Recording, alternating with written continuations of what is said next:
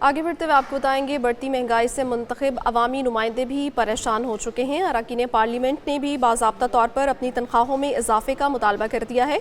तनख्वाहों में इजाफे के मामले पर हुकूमत और अपोजिशन की तफरीक खत्म हो चुकी है। अरकान पार्लियामेंट ने तनख्वाहों में इजाफे का मुतालबा स्पीकर सरदार अयाज सादिक से मुलाकात में किया। ज़राए के मुताबिक स्पीकर ने वज़ीर आज़म और वज़ीर ख़जाना से बात करने की यकीन दहानी करवाई है।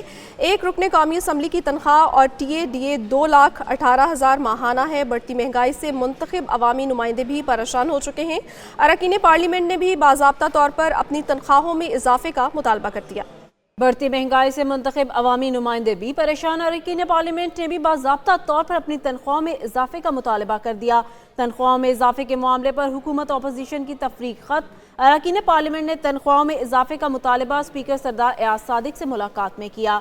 मजीद इस हवाले से जान लेते हैं सिद्दीक साजिद से। जी सिद्दीक, बताइएगा।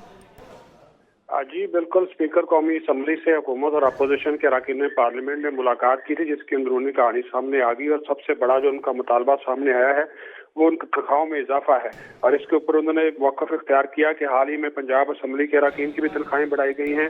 चारों सूबाई असम्बलियों के अरकान की तनख्वाह कौमी असम्बली और सेनेटर्स से ज़्यादा है, तो लिहाजा अरकान पार्लियामेंट की तनख्वाहों में भी इजाफा जो है वो किया जाए, क्योंकि इस वक्त एक MNA को 2,18,000 रुपये माहाना जो है वो तनख्वाह मिलती है और बढ़ती महंगाई में इसमें हमारा गुजारा जो है वो मुमकिन नहीं है।